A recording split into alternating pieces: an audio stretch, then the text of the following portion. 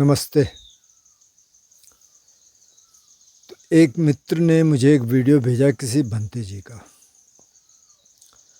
जिसमें उनसे ये सवाल किए गए थे कि आप कह रहे हैं कि सब कुछ अनित्य है, तो कुछ भी परमानेंट नहीं है, अनंत है मतलब कोई आत्मा नहीं है। तो फिर बुद्ध ने इतने सारे जन्म कैसे देख लिए अपने? और सवाल ये भी है कि फिर जब कुछ परमानेंट है ही नहीं तो फिर पुनर्जन्म कैसे होता है? तो भंते जी ने तो एक्सप्लेन सही किया, लेकिन थोड़ा सा मुश्किल भाषा शायद थी, और फिर मेरा ख्याल भंते जी काफ़ी तैयारी करके आए थे। तो बहुत तैयारी करने के बाद में ना कई बार थोड़ा सा मुश्किल हो जाता है, मतलब जो भाषा है थोड़ा मुश्किल होगी। फिर उन्होंने अभिधम्म से थोड़ा समझाने का प्रयास किया। अब ये जो टॉपिक है ना, अब इसको समझाना तो बड़ा मुश्किल है, क्या होता है कैसे होता है। और ये सवाल क्लासिकल सवाल हैं, ये हमेशा पूछे जाते रहे। अच्छा, बुद्ध से ऐसे सीधे तो किसी ने नहीं पूछा कि भंते जी कैसे होता है ये, क्योंकि उस समय तो शायद ऐसा था कि ज़्यादातर ट्रेडिशन में माना जाता था। कुछ ट्रेडिशन थे ऐसे जो मानते थे कि कुछ नहीं होता है, लेकिन ज़्यादातर में माना जाता था कि पुनर्जन्म है। तो इस पे कोशिश करते हैं। तो इस पे सीधे आने से पहले मैं 2-3 चीज़ें और बताना चाहता हूँ, जो मैं सोच रहा था इस पे 3-4 दिन से। और मैं कुछ इस बीच ना वीडियोस देख रहा था कुछ, जिसमें मैंने किसी में शायद चर्चा भी की। तो इसमें 2-3 चीज़ें देखेंगे। एक तो है थुकदम, जो एक तिब्बतन प्रैक्टिस है, जो तिब्बतन बज्रियाना में जो योगीज हैं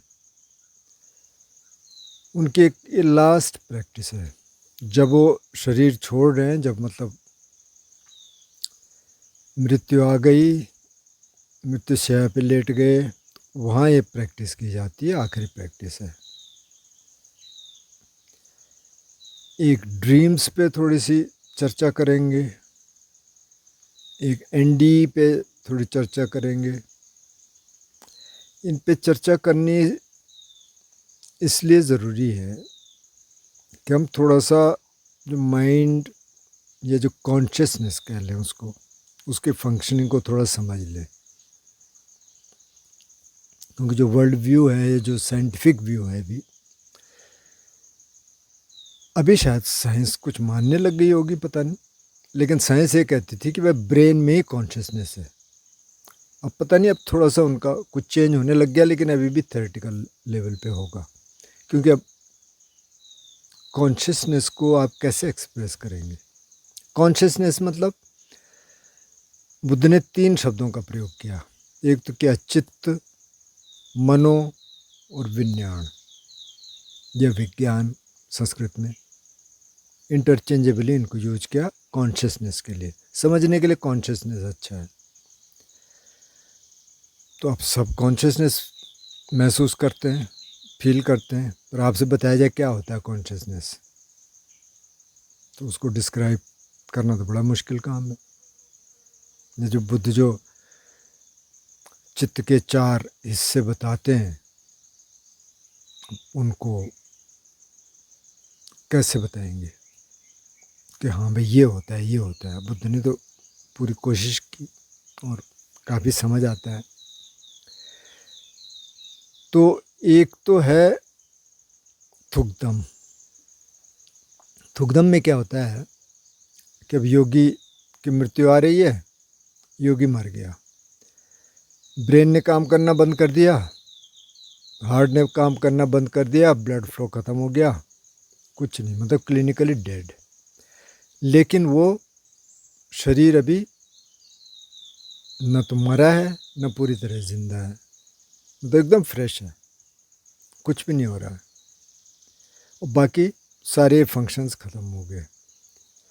तो मैं एक वीडियो सुन रहा था बहुत इंटरेस्टिंग, मैं उसका लिंक कोशिश करूँगा शेयर करने की। एक और एक ड्रीम पे था, वही पैनल था। तो करीब पिछले 30-35 साल से अमेरिकन साइंटिस्ट इस पे रिसर्च कर रहे हैं, क्योंकि दलाई लामा ने उनसे कहा भाई कि आप इस पे रिसर्च करो, थुकदम पे क्या है ये। बोल ठीक है। तो वो कह रहे थे साइंटिस्ट कि उनके पिछले 30-35 साल के दौरान ऐसे तो कि बहुत लोग हैं जो 3 दिन 4 दिन 5 दिन जिनकी बॉडी एकदम फ्रेश रहती है, उसके बाद फिर मतलब डिकम्पोज होनी शुरू हो जाती है। लेकिन कि 2 केसेस ऐसे हैं कि एक केस में 37 दिन तक बॉडी वैसी रही, एक केस में 25 दिन तक। अब कि उसमें कुछ नहीं है, कोई ब्लड फ्लो नहीं है, कोई हार्ट काम नहीं कर रहा, ब्रेन काम नहीं कर रहा, यहाँ की हल्की गर्मी रहती है, हल्की, बहुत हल्की, हार्ट के पास, बस और कुछ नहीं है, बॉडी एकदम ठीक है। और जैसे ही कि फिर ये प्रोसेस ख़त्म हुआ, वैसे फिर बहुत तेज़ी से डिकम्पोज होना शुरू हो जाता है। तो अब इस पे मैं दलाई लामा जी को सुन रहा था, तो कह रहे थे भाई कहीं सटल कॉन्शियसनेस अभी है उसमें, तो पूरी कॉन्शियसनेस भी नहीं है कि जो ज़िंदा रखे उसको विड्रॉ कर लिया कॉन्शियसनेस नहीं, लेकिन कुछ है। तो अगर जिनको वज्रयाना बुद्धिज़्म की नॉलेज होगी थोड़ी बहुत, तो वो इसको कहते हैं बार्डो। बार्डो मतलब गैप।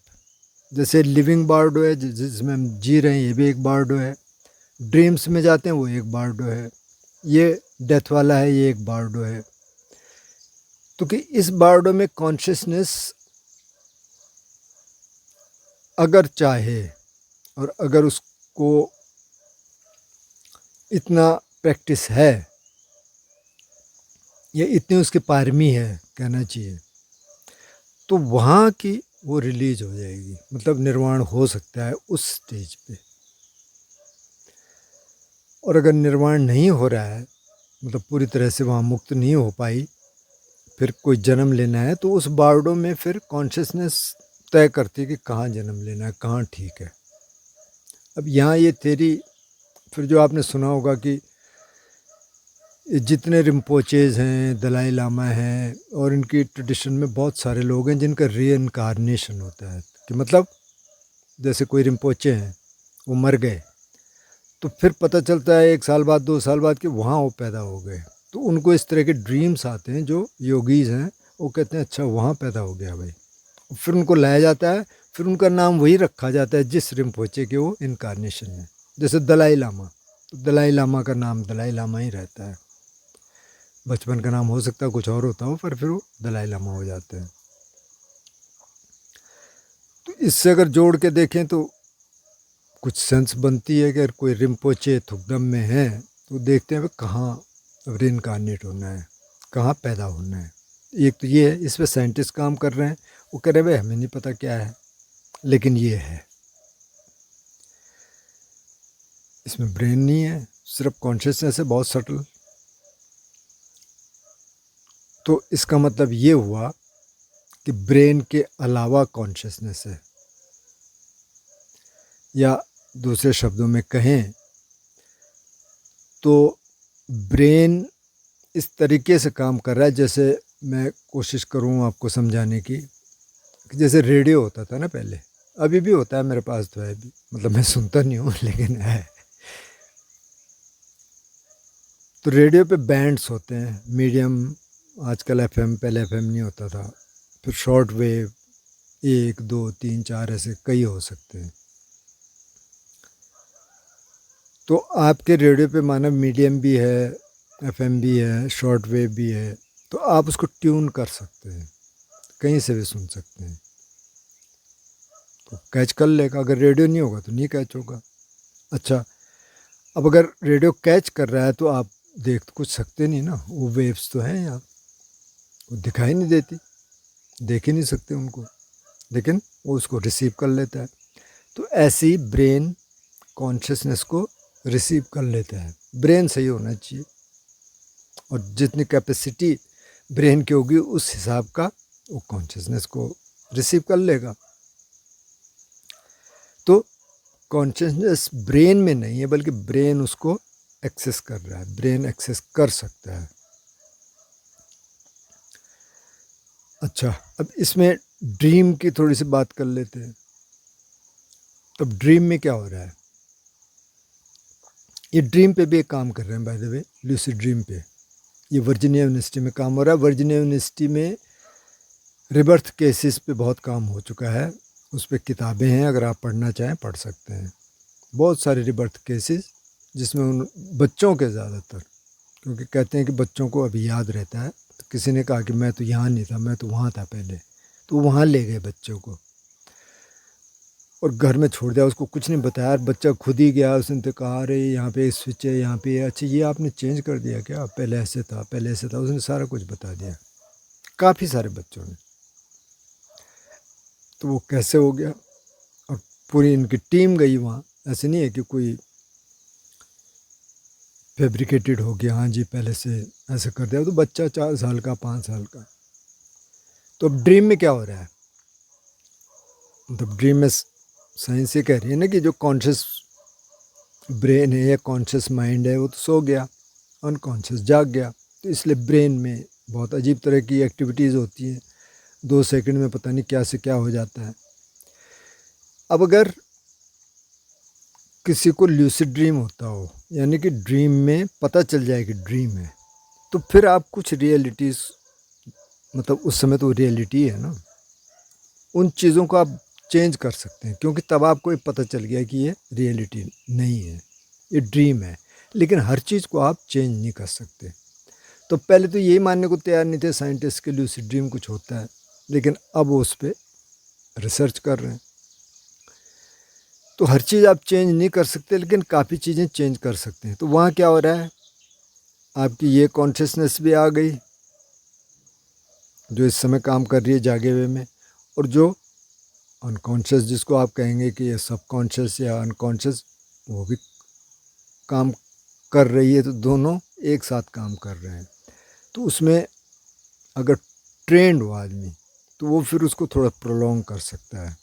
तो ये वज्रयान में ये भी एक ट्रेनिंग है, वो काफ़ी ट्रेन करते हैं और फिर वो लूसिड ड्रीम में चले जाते हैं और वहाँ ध्यान करते हैं, क्योंकि वहाँ ग्रेविटी ख़त्म हो गई। तो आप उड़ सकते हैं, फ्लोट कर सकते हैं, थॉट देख सकते हैं। बाकी आपको ऐसे आंख बंद करके ध्यान करने की ज़रूरत नहीं है, आप खोल के थॉट्स को देखिए क्या चल रहा है। तो एक ड्रीम है। अच्छा, ड्रीम में थोड़ी और चर्चा कर लेते हैं। जैसे कई बार क्या होता है, कोई घटना हुई, किसी को ड्रीम आ जाता है। ये बहुत सारे होते हैं, मतलब ये कोई रियलिटी नहीं है, बहुत लोगों को हो जाता है कि कोई एक्सीडेंट हो गया तो उनको पहले से पता चल गया कि ऐसे हुआ है, जिसको टेलीपैथिक ड्रीम कहते हैं। उनको कहाँ से पता चला, देखा ही नहीं, बाद में पता चला हाँ भाई ये बात तो सही है। ये अपने साथ कुछ हो रहा है, उनको पहले से आभास हो जाता है यार ऐसा कुछ होने वाला है, वो हो जाता है। ये भी ड्रीम में। तो तीसरी चीज़ है एनडीई, मतलब नियर डेथ एक्सपीरियंस, कि ऐसे लोग जो बीमार थे, मर गए, डॉक्टर ने कहा कि वे तो मर गए, और कुछ देर बाद, 30 मिनट बाद, 40 मिनट बाद, 2 घंटे बाद वापस कॉन्शियसनेस आ गई और ज़िंदा हो गए। और फिर वो उसका वर्णन करते हैं कि वहाँ तो ये था, वहाँ तो वो था, हमने ये देखा। तो अब उसको आप कहेंगे साहब एविडेंस क्या है, पता नहीं, हेलुसिनेशन होगा। लेकिन ये बहुत लोगों के एक्सपीरियंस है। अभी यूट्यूब देखेंगे तो बहुत सारे लोग हैं ऐसे। तो अभी एक तो एक थुकदम है, इसमें तो अब दिखाई दे रहा है ना कि बॉडी एकदम फ्रेश है इतने दिन तक, 25 दिन, 37 दिन। दूसरा एनडी वाले हैं। अब एनडी वालों को आप कह सकते हैं कि ये आप तो ऐसे कहानी बना के सुना रहे होंगे, तो अब उसमें तो कुछ कर नहीं सकते, लेकिन वो एक्सपीरियंसेस लोगों के हैं। तो ये चीज़ें मैं इसलिए बता रहा था आपको कि मतलब जो हम सोच रहे हैं ना अभी कि ऐसा होता है, उसके अलावा बहुत कुछ और है। तो अब बुद्ध पे आ जाते हैं। मतलब सिद्धार्थ गौतम जब उस रात को बैठे बैसाख पूर्णिमा को, आज से 2500 साल पहले, लगभग 2600 साल पहले, तो क्या हुआ? वो कहते हैं कि पहले प्रहर में, फर्स्ट वॉच ऑफ नाइट, उन्होंने अपने असंख्य जन्म देख लिए। मतलब उन्होंने जो अकाउंट है वो ये कह रहे हैं कि मैंने 91 कल्प देख लिए। कल्प का मतलब एक प्लेनेट बना, जैसे धरती बनी, जैसे कुछ बिलियन साल हो गए ऑलरेडी, कुछ बिलियन और रहेंगे होपफुली, वो एक कल्प है। ऐसे उन्होंने 91 कल्प देख लिए और देखा कि अच्छा अभी भी लाइफ है, अभी भी लाइफ है। फिर उन्होंने कहा यार इससे पीछे जाने का तो कोई मतलब है नहीं। और फिर उन्होंने कहा भी कोई बिगनिंग नहीं है। वो देख इसलिए रहे थे कि कहाँ बिगनिंग हुई, जरा ये देखें। उन्होंने कहा शायद बिगनिंग कहीं नहीं है, ये चल रहा है हमेशा से। तो पहले प्रहर में तो उनको ये दिखा, दूसरे प्रहर में उनके दिव्य चक्षु आए, मतलब कि ये सारी साइकिक पावर्स आ रही हैं बुद्ध के पास। दूसरे प्रहर में उन्होंने देखा कि जब कोई व्यक्ति मरा, उन्होंने देखा अच्छा ये व्यक्ति मरा, इसके कॉन्शियसनेस कहाँ मैनिफेस्ट हुई, अच्छा यहाँ हुई, अच्छा इसने क्या कर्म किए थे, ऐसे किए थे तो ये यहाँ गया, ऐसे किए थे तो यहाँ गया, कोई देवलोक में गया, कोई ब्रह्मलोक में गया, कोई नीचे के लोकों में गया, कोई मनुष्य लोक में वापस आया। तो ये देख रहे हैं। और तीसरे प्रहर में उनके सारे विकार खत्म हो गए, काम क्रोध लोभ मोह जड़ से खत्म, इनलाइटेंड हो गए पूरी तरह से। फिर उन्होंने शिक्षा बांटी। और फिर बहुत लोग थे ऐसे जिनके पास साइकिक पावर्स थी। मतलब बुद्ध जितनी साइकिक पावर किसी के पास नहीं थी, लेकिन जैसे अनिरुद्ध है उनके पास बहुत, बुद्ध के पास उनको सबसे अग्रणी माना जाता था। महामोग्लान मतलब दिव्य चक्षु में अनिरुद्ध, और ऐसे जैसे कहीं देवलोक में जाना है, कहीं और लोकों में जाना है, तो ऐसे में महामोग्लान को बताते हैं कि वो घूमते थे, ऊपर जाते थे, नीचे जाते थे। अब ये तो सारी कहानी है। आप कह सकते हैं भाई कहानी है, अब इसमें प्रूफ क्या है? तो इसमें प्रूफ तो कुछ दे ही नहीं सकते। एविडेंस क्या देंगे इसमें? एविडेंस तो नहीं दे सकते। लेकिन मतलब हम सुन सकते हैं, देख सकते हैं कि अच्छा भाई होता होगा, कभी हमको होगा तो हम भी मान लेंगे।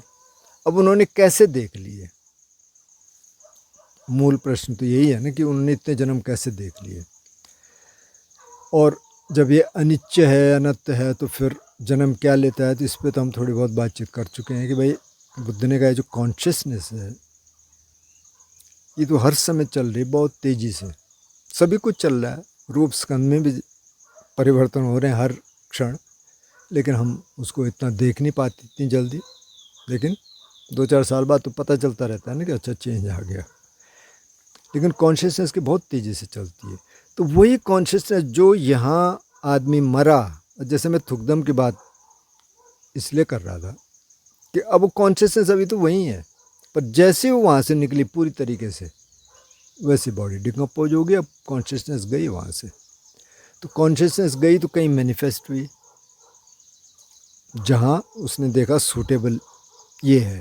और सूटेबल क्या होगा? जिस तरह के कर्म होंगे उस तरह का आप चुन सकते हैं। ऐसे चुनाव नहीं कर सकते आपको मुझे सीधे ब्रह्मलोक जाना है या देवलोक जाना है। वही जा सकता है जिसने इस तरह के कर्म किए होंगे। तो फिर वो मैनिफेस्ट होगी, वहाँ जन्म होगा दूसरा। अब तिब्बतन वज्रयाना के हिसाब से वो कहते हैं कि ये जो बार्डो है, डेथ बार्डो, अब यहाँ तो थुकदम है, यहाँ तो अभी बॉडी में है, लेकिन कि ये बार्डो 7 हफ्ते का है। 7 हफ्ते तक कॉन्शियसनेस कहीं मैनिफेस्ट नहीं होती, वो ओपन रहती है। और फिर जाके वो कहीं कंसीव होगी और फिर वहाँ पैदा होगा। तो अब बुद्ध ने इतने सारे अपने जन्म देख लिए, तो पहले तो इससे पहले तो ये सवाल था ना कि पैदा क्या होता है, तो ये तो पता चल गया कि कॉन्शियसनेस मैनिफेस्ट होती है। अब बुद्ध ने इतने सारे जन्म अपने देख लिए, तो अब इसको समझाने के लिए या इसको समझने के लिए मेरे हिसाब से जो सबसे अच्छा उपमा ये रहेगी कि भाई एक तो इंडिविजुअल कॉन्शियसनेस है और एक कॉस्मिक कॉन्शियसनेस है, जिसको अद्वैत में परमात्मा कहते हैं, या और भी ट्रेडिशन में कुछ कहते होंगे। और जो कॉस्मिक कॉन्शियसनेस है उसके पास सब कुछ है, सारी इन्फॉर्मेशन है, हमेशा की इन्फॉर्मेशन वहाँ है। वो एक फील्ड है जिसको एक रूपर्ट शेल्डिक बोलते हैं ना, मॉर्फोजेनिक फील्ड या मॉर्फोजेनिक रेजोनेंस। वो कहते हैं कि अगर एक तरह की रेजोनेंस होगी तो कि वो एक फील्ड बनता है। जैसे मेडिटेशन सर्कल्स में कहा जाता है कि अगर आप सामूहिक साधना कर रहे हैं, मतलब 10-15 लोग एक साथ कर रहे हैं और आपकी साधना थोड़ी सी कमज़ोर है माना, और दूसरे की साधना ठीक है, तो कि उसका फ़र्क पड़ता है कि आप पे भी फ़र्क पड़ेगा, क्योंकि वो एक फील्ड बन रहा है, मेडिटेशन का फील्ड बन रहा है। आपने देखा होगा बहुत सारे लोग, दीपक चोपड़ा जी कर रहे थे और लोग कर रहे थे मेडिटेशन फॉर पीस, तो वो कहीं न्यूयॉर्क में बैठे थे, फिर और लोग और जगह बैठे थे। वो कह रहे एक फील्ड बनता है, अभी भी करते होंगे। तो जो फील्ड है ऊपर वाला, मतलब जो ऊपर नीचे, मतलब वो सब जगह है, जो कॉस्मिक कॉन्शियसनेस उसको कह सकते हैं, वो फील्ड है। और ये इंडिविजुअल कॉन्शियसनेस है। और जब ये कॉन्शियसनेस एकदम प्योर हो गई तो उसके पास ये एबिलिटी आ गई कि वो बहुत सारा वहाँ से एक्सेस कर सकता है। ये कॉन्शियसनेस उस कॉन्शियसनेस के टच में आ गई। कैसे? जैसे हमने ड्रीम की बात की, ल्यूसिड ड्रीम की बात की, तो सबको तो ल्यूसिड ड्रीम होता नहीं है। जिनको नहीं होता वो कहेंगे अरे ऐसे कुछ कहाँ होता है, ड्रीम में कहाँ पता चलता है ड्रीम होता है, ऐसे ही बोल रहे हैं। तो उसका क्या एविडेंस देंगे आप?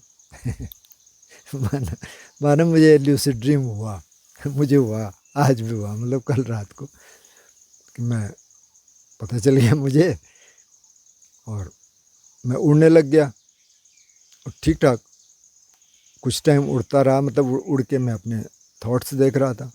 और फिर एक दृश्य बहुत सुंदर आ गया, फिर मैं उस दृश्य के चक्कर में फंस गया, क्योंकि वहाँ दोनों दिमाग है ना, कॉन्शियस माइंड भी है, अनकॉन्शियस माइंड भी है। तो वो अनकॉन्शियस की तरफ ज़्यादा चला गया तो मैं उस दृश्य में खो गया।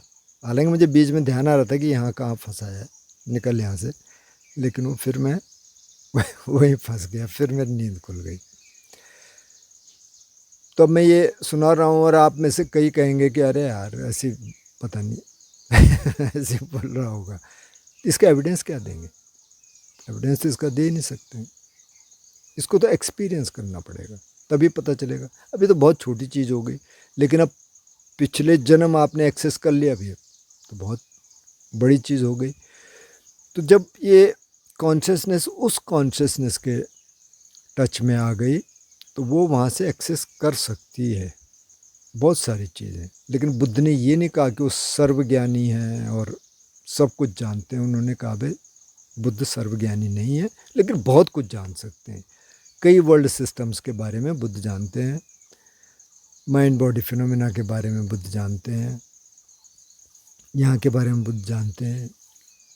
लोगों को देख के वो पता कर सकते थे कि भाई इसका पिछला जन्म क्या था, क्या क्या काम इसने किए, इतना जानते हैं। पर उन्होंने कहा हर चीज़ मैं नहीं जानता, न कोई जान सकता, ये इम्पॉसिबिलिटी है, लेकिन बहुत कुछ जान जाते हैं।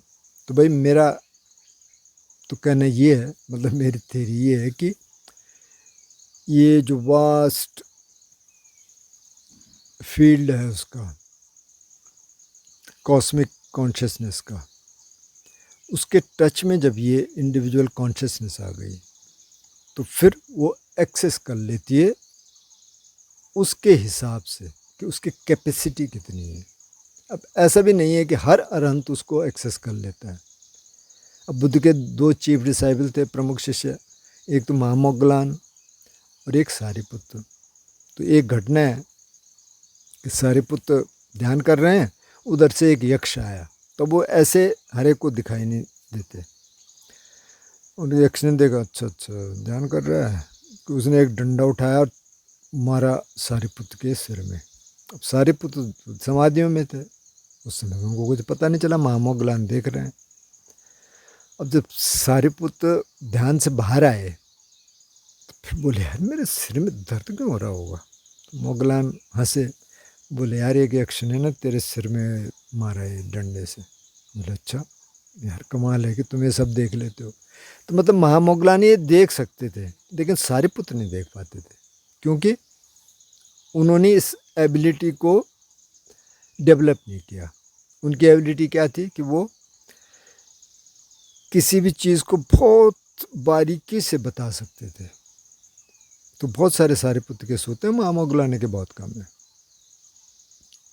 तो ये हर एक में नहीं है, किसी में कुछ चीज़ ज़्यादा होगी, किसी में कुछ चीज़ ज़्यादा होगी। जैसे अनिरुद्ध को बताते हैं कि उनके दिव्य चक्षु में वो बुद्ध के बाद सबसे अग्रणी थे, तो बता सकते थे अभी क्या चल रहा है, अभी क्या चल रहा है। जब बुद्ध की मृत्यु हो रही थी तो वो बता रहे थे, अच्छा इस समय ना वो पहले जाने में, अब दूसरे में गए, तीसरे में गए, चौथे में गए, फिर वापस फिर एक में आए, तो वो सारा बता रहे हैं आनंद को। तो उनके पास ये एबिलिटी थी। तो ये एबिलिटी सबके पास भी नहीं आती, लेकिन बुद्ध के पास ये एबिलिटी होती है। ये सारी एबिलिटीज़ में बुद्ध सबसे ऊपर होते हैं, इसीलिए उनको सम्यक संबुद्ध बोलते हैं। तो अब समझने के लिए मेरा ख्याल ये मॉडल सही है कि भाई जो ब्रेन है वो कॉन्शियसनेस को रिसीव करता है, ब्रेन सही होना चाहिए, वो तभी कर पाएगा। अगर ब्रेन सही नहीं है, कोई थोड़ा सा रिटार्टेड है, किसी का ब्रेन ठीक से काम नहीं करता, तो वो तो फिर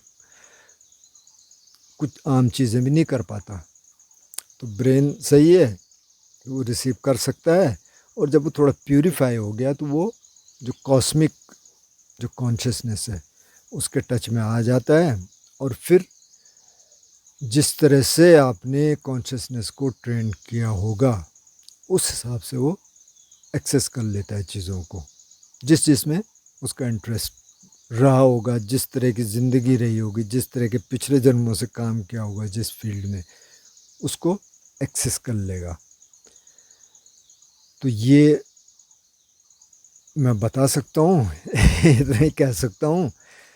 और बाकी ये तो बुद्ध ने भी नहीं कहा कि हर चीज़ को मानना ज़रूरी है। उन्होंने कहा भाई आप अपना ध्यान करो, शील समाधि प्रज्ञा के अभ्यास करते रहो, फिर हो सकता है कुछ चीज़ें आपको पता चलने लग जाए। मतलब जैसे ल्यूसिड ड्रीम है तो कोई बड़ी चीज़ नहीं है, बहुतों को होता है ल्यूसिड ड्रीम।